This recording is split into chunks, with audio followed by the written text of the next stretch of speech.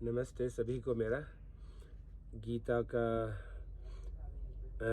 पाठ शुरू करते हैं और आज अध्याय दूसरा और श्लोक 13वां। देहिनोऽस्मिन् यथा देहे कुमारं यौवनं जरा तथा देहांतर प्राप्तिर्धीरस्त्र न मुहंती। देहधारी के इस मनुष्य शरीर में जैसे बालकपन, जवानी, वृद्धावस्था होती है, ऐसे ही देहांतर की प्राप्ति होती है। उस विषय में धीर मनुष्य मोहित नहीं होता। व्याख्या। देहिनोऽस्मिन् यथा देहे मतलब कुमार, युवा और वृद्धावस्था तो मात्र शरीरधारियों के शरीरों की होती है, परंतु यहाँ अस्मिन देहे पदों में देह शब्द मनुष्य शरीर का वाचक मानना चाहिए। देहिनोऽस्मिन् यथा देहे कुमारं यौवनं जरा। शरीरधारी के शरीर में पहले बाल अवस्था आती है, फिर युवावस्था आती है, फिर वृद्धावस्था आती है। तात्पर्य है कि शरीर में कभी एक अवस्था नहीं रहती, उसमें निरंतर परिवर्तन होता रहता है। यहाँ शरीरधारी के इस शरीर में ऐसा कहने से सिद्ध होता है कि शरीरी अलग है और शरीर अलग है। शरीरी दृष्टा है और शरीर दृश्य है। अतः शरीर में बालकपन आदि अवस्थाओं का जो परिवर्तन है, वह परिवर्तन शरीरी में नहीं है। तथा देहांतर प्राप्ति, जैसे शरीर की कुमार, युवा आदि अवस्थाएं होती हैं, ऐसे ही देहांतर की अर्थात दूसरे शरीर की प्राप्ति होती है। जैसे स्थूल शरीर बालक से जवान एवं जवान से बूढ़ा हो जाता है, तो इन अवस्थाओं के परिवर्तन को लेकर कोई शोक नहीं होता। ये फिर से पढ़ता हूँ जरा। जैसे स्थूल शरीर बालक से जवान एवं जवान से बूढ़ा हो जाता है, तो इन अवस्थाओं के परिवर्तन को लेकर कोई शोक नहीं होता। ऐसे ही शरीरी एक शरीर से दूसरे शरीर में जाता है, तो इस विषय में भी शोक नहीं होना चाहिए। जैसे स्थूल शरीर के रहते रहते कुमार, युवा आदि अवस्थाएं होती हैं, ऐसे ही सूक्ष्म और कारण शरीर के रहते रहते देहांतर की प्राप्ति होती है। अर्थात जैसे बालकपन, जवानी आदि स्थूल शरीर की अवस्थाएं हैं, ऐसे देहांतर की प्राप्ति मतलब मृत्यु के बाद दूसरा शरीर धारण करना सूक्ष्म और कारण शरीर की अवस्था है।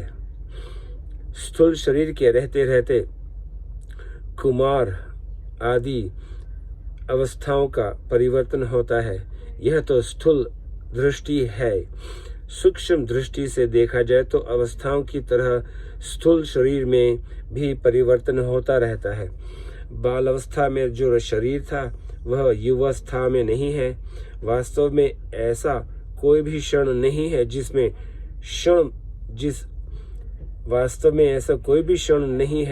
जिस क्षण में स्थूल शरीर का परिवर्तन न होता हो। ऐसे ही सूक्ष्म और कारण शरीर में भी प्रतिक्षण परिवर्तन होता रहता है, जो देहांतर रूप से स्पष्ट देखने में आता है।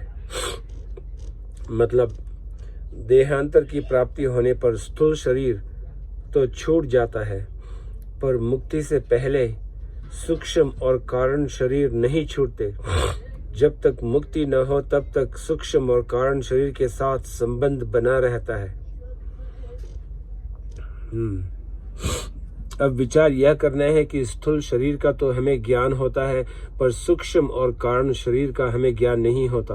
अतः जब सूक्ष्म और कारण शरीर का ज्ञान भी नहीं होता, तो उनके परिवर्तन का ज्ञान हमें कैसे हो सकता है? इसका उत्तर है कि जैसे स्थूल शरीर का ज्ञान उसकी अवस्थाओं को लेकर होता है, ऐसे ही सूक्ष्म और कारण शरीर का ज्ञान भी उसकी अवस्थाओं को लेकर होता है।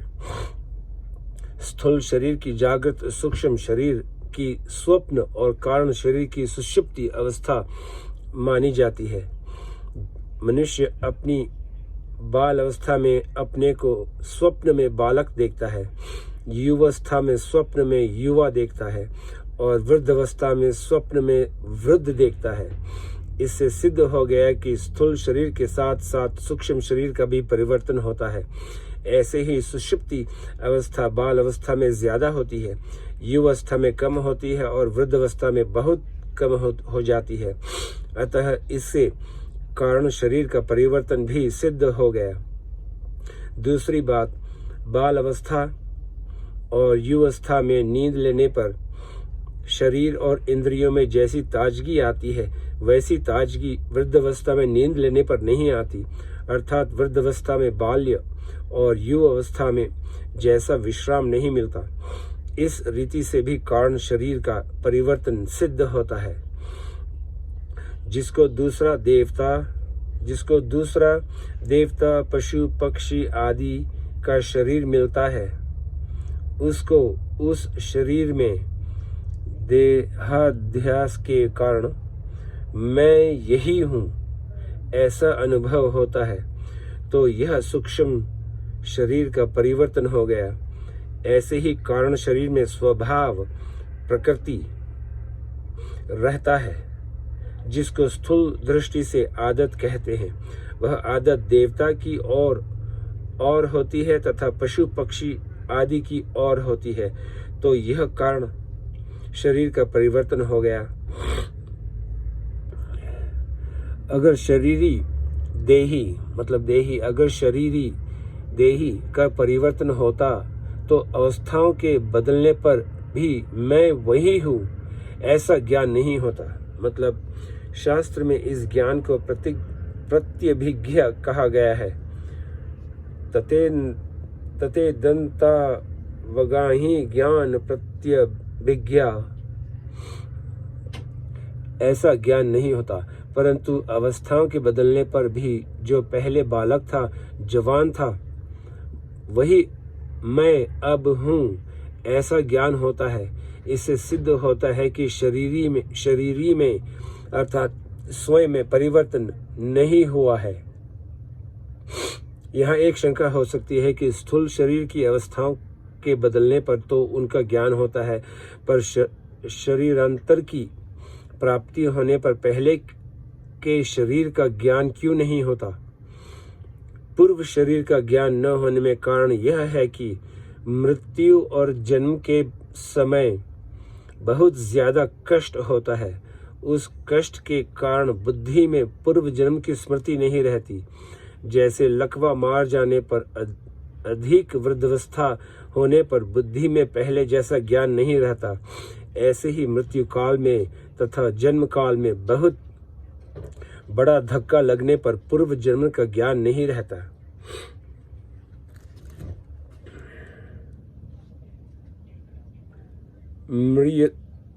म्रियते रुदन्ता स्वाना मुरु वेदन यास्तधि श्रीमद्भा। मनुष्य रोते हुए स्वजनों के बीच अत्यंत वेदना से अचेत होकर मृत्यु को प्राप्त होता है। विनिष्क्रामति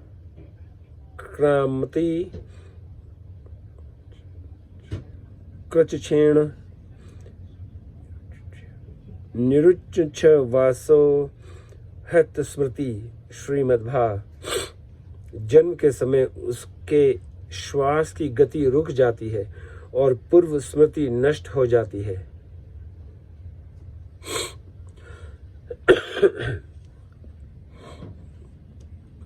तो कहाँ थे हम? यहाँ। परंतु जिसकी मृत्यु में ऐसा कष्ट नहीं होता, अर्थात शरीर की अवस्थान्तर की प्राप्ति की तरह अनायास ही देहांतर की प्राप्ति हो जाती है, उसकी बुद्धि में पूर्व जन्म की स्मृति रह सकती है। ये मृता सहसा मृत्या जायन्ते सहसा पुनः तेषां पौराणिकोऽभ्यास किंचित काल ही तिष्ठति। तस्माज्जाति स्मरा लोके जायन्ते बोध संयुक्ता देशा विवर्धता संज्ञा स्वप्रवृत्तः सा प्रणश्यति महाभारत अनुशासन। जो मनुष्य सहसा मृत्यु को प्राप्त होकर फिर कहीं सहसा जन्म ले लेते हैं, उनका पुराना अभ्यास या संस्कार कुछ काल तक बना रहता है। इसीलिए वे लोक में पूर्व जन्म की बातों के ज्ञान से युक्त होकर जन्म लेते हैं और जाति स्मर कहलाते हैं। फिर ज्यों ज्यों वे बढ़ने लगते हैं, त्यों त्यों उनकी स्वप्न जैसी वह पुरानी स्मृति नष्ट होने लगती है।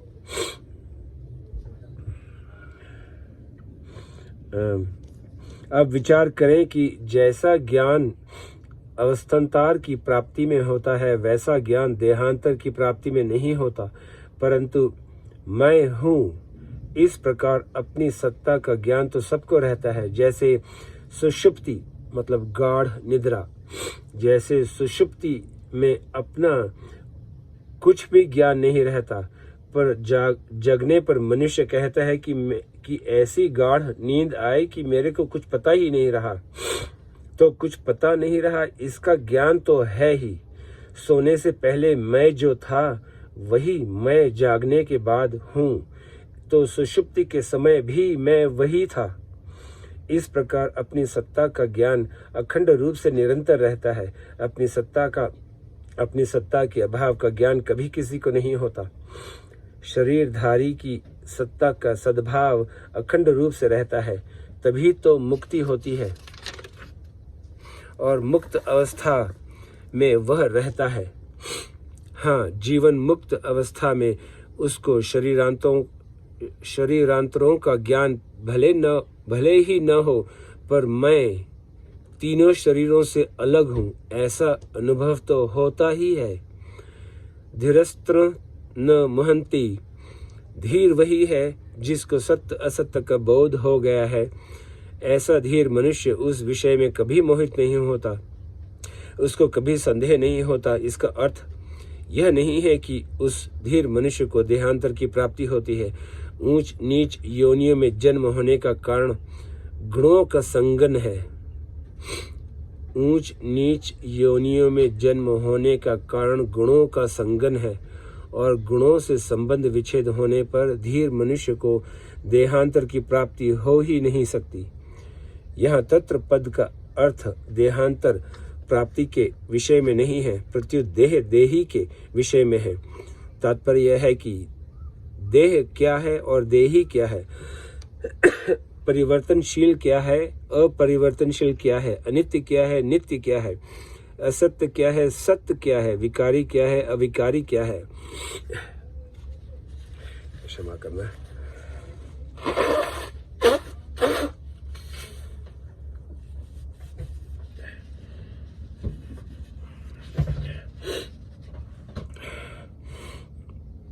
इस विषय में वह मोहित नहीं होता। देह और देही सर्वथा अलग है। इस विषय में उसको कभी मोह नहीं होता। उसको अपनी असंगता का अखंड ज्ञान रहता है। संबंध अनित्य वस्तु शरीर आदि को लेकर जो शोक होता है, उसकी निवृत्ति के लिए कहते हैं। मात्रा स्पर्शास्तु कौन्तेय शीतुषण सुखदु खदा, ये बहुत बड़ा है। आगमा पायिनो नित्यांस्ता स्थितिक्षवस्व। भारत, हे कुंती नंदन, इंद्रियों के जो विषय मतलब जड़ पदार्थ हैं, वे तो शीत मतलब अनुकूलता और उष्ण मतलब प्रतिकूलता के द्वारा सुख और दुख देने वाले हैं। वे आने जाने वाले और अनित्य हैं। हे भरतवंशोद्भव अर्जुन, उनको तुम सहन करो। व्याख्या। यहाँ एक शंका होती है कि इन 14वें 15वें श्लोकों से पहले 11 से 13 तक और आगे 16 से 30 तक देही और देह इन दोनों का ही प्रकरण है, फिर बीच में मात्र स्पर्श के ये 2 श्लोक मतलब प्रकरण से अलग कैसे आए? इसका समाधान यह है कि जैसे 12वें श्लोक में भगवान ने संपूर्ण जीवों के नित्य स्वरूप को बताने के लिए किसी काल में मैं नहीं था, ऐसी बात नहीं है। ऐसा कहकर अपने को उन्हीं की पंक्ति में रख दिया। ऐसे ही शरीर आदि मात्र प्राकृत पदार्थों को अनित्य, विनाशी और परिवर्तनशील बताने के लिए भगवान ने यहाँ मात्र स्पर्श की बात कही है। तू नित्य तत्व से देहादि अनित्य वस्तुओं को अलग बताने के लिए यहाँ तू पद आया है। मात्र स्पर्शा, जिनसे माप तौल होता है अर्थात जिनसे ज्ञान होता है, उन मतलब ज्ञान के साधन, उन इंद्रियों और अंतकरण का नाम मात्रा है। मात्रा से अर्थात इंद्रियों और अंतकरण से जिनका संयोग होता है उनका नाम स्पर्श है। अतः इंद्रियों और अंतकरण से जिनका ज्ञान होता है, ऐसे सृष्टि के मात्र पदार्थ मात्र स्पर्श हैं, मात्र स्पर्शा है। यहाँ मात्र स्पर्शा पद से केवल पदार्थ ही क्यों लिए जाए, पदार्थों का संबंध क्यों न लिए जाए। अगर हम यहाँ मात्र स्पर्शा पद से केवल पदार्थों का संबंध ही लें तो उस संबंध को आगमापायीन मतलब आने जाने वाला नहीं कह सकते, क्योंकि संबंधी स्वीकृति केवल अंतकरण में न होकर स्वयं में, अहम में होती है। स्वयं नित्य है, इसीलिए उसमें जो स्वीकृति होती है वह भी नित्य जैसी ही होती है। स्वयं जब तक उस स्वीकृति को नहीं छोड़ता तब तक वह स्वीकृति ज्यों की त्यों बनी रहती है। अर्थात पदार्थों का वियोग हो जाने पर भी, पदार्थों के न रहने पर भी उन पदार्थों का संबंध बना रहता है। यह माना हुआ संबंध केवल अस्वीकृति से अर्थात अपने में न मानने से ही मिटता है। अपने सत्य स्वरूप में संबंध है नहीं, हुआ नहीं और हो सकता भी नहीं, परंतु माने हुए संबंध की अस्वीकृति के बिना कितना ही त्याग किया जाए, कितना ही कष्ट भोगा जाए, शरीर में कितना ही परिवर्तन हो जाए, कितनी ही तपस्या की जाए, तो भी माना हुआ संबंध मिटता नहीं, प्रत्युत ज्यों का त्यों ही बना रहता है। जैसे कोई स्त्री विधवा हो गई है अर्थात उसका पति से सदा के लिए वियोग हो गया है, पर 50 वर्ष के बाद भी उसको कोई कहता है कि अमुक की स्त्री है तो उसके कान खड़े हो जाते हैं। इससे सिद्ध हुआ कि संबंधी मतलब पति के न रहने पर भी उसके साथ माना हुआ संबंध सदा बना रहता है।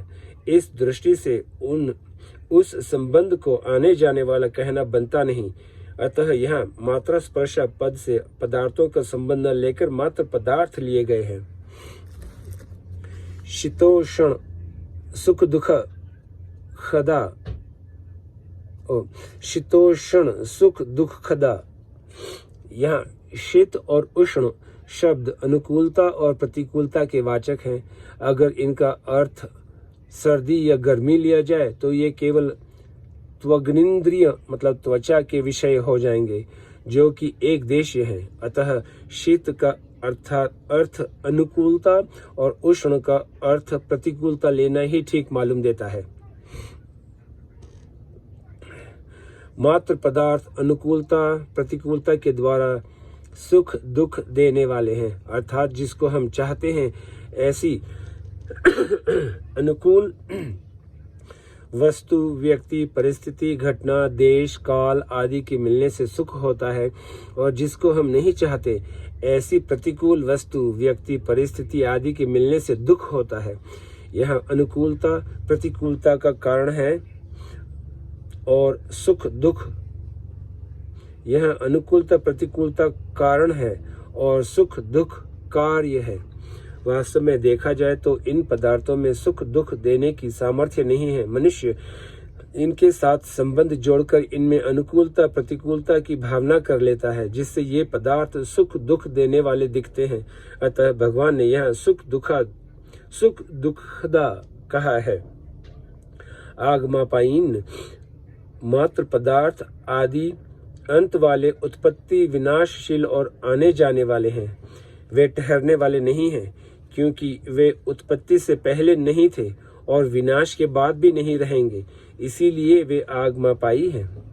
अनित्य अगर कोई कहे कि वे उत्पत्ति से पहले और विनाश के बाद भले ही न हो पर मध्य में तो रहते ही हैं होंगे, तो भगवान कहते हैं कि अनित्य होने से वे मध्य में भी नहीं रहते, वे प्रतिक्षण बदलते रहते हैं, इतनी तेजी से बदलते हैं कि उनको उसी रूप में दोबारा कोई देख ही नहीं सकता, क्योंकि पहले क्षण वे जैसे थे दूसरे क्षण वे वैसे रहते ही नहीं। इसीलिए भगवान ने उनको अनित्य कहा है। केवल वे पदार्थ जो अनित्य परिवर्तनशील नहीं है, प्रत्युत जिनसे उन पदार्थों का ज्ञान होता है, वे इंद्रियां और अंतःकरण भी परिवर्तनशील हैं। उनके परिवर्तन को कैसे समझे? जैसे दिन में काम करते करते शाम तक इंद्रियों आदि में थकावट आ जाती है और सवेरे तृप्तिपूर्वक नींद लेने पर उनमें जो ताजगी आई थी वह शाम तक नहीं रहती। इसीलिए पुनः नींद लेनी पड़ती है, जिससे इंद्रियों की थकावट मिटती है और ताजगी का अनुभव होता है। जैसे जागृत अवस्था में प्रतिक्षण थकावट आती रहती है, ऐसे ही नींद में प्रतिक्षण ताजगी आती रहती है। इससे सिद्ध हुआ कि इंद्रियों आदि में प्रतिक्षण परिवर्तन होता रहता है। यह मात्र पदार्थों को स्थूल रूप से आगमापायन और सूक्ष्म रूप से अनित्य कहा गया है। इनको अनित्य से भी सूक्ष्म बताने के लिए आगे 16वें श्लोक में इनको असत्य कहेंगे और पहले जिस नित्य तत्व का वर्णन हुआ है उसको सत्य कहेंगे। ओम तत्सत। वासुदेव सर्वम तांस्तितितशस्व। ये जितने मात्र स्पर्श अर्थात इंद्रियों के विषय हैं, उनके सामने आने पर यह अनुकूल है और यह प्रतिकूल है, ऐसा ज्ञान होना दोषी नहीं है। प्रत्युत उनको लेकर अंतःकरण में राग द्वेष हर्ष शोक आदि विकार पैदा होना ही दोषी है। अतः अनुकूलता प्रतिकूलता का ज्ञान होने पर भी राग द्वेषादि विकारों को पैदा न होने देना, अर्थात मात्र स्पर्शों में निर्विकार रहना ही उनको सहना है। इस सहने को ही भगवान तितिक्षस्व कहा है। दूसरा भाव यह है कि शरीर इंद्रियां अंतःकरण आदि की क्रियाओं का अवस्थाओं का आरंभ और अंत होता है तथा उनका भाव और अभाव होता है। वे क्रियाएं अवस्थाएं तुम्हारे में नहीं हैं, क्योंकि तुम उनको जानने वाले हो, उनसे अलग हो। तुम स्वयं ज्यों के त्यों रहते हो, अतः उन क्रियाओं में अवस्थाओं में तुम निर्विकार रहो। इनमें निर्विकार रहना ही तितिक्षा है। शुक्रिया। कल आगे से फिर शुरू करेंगे।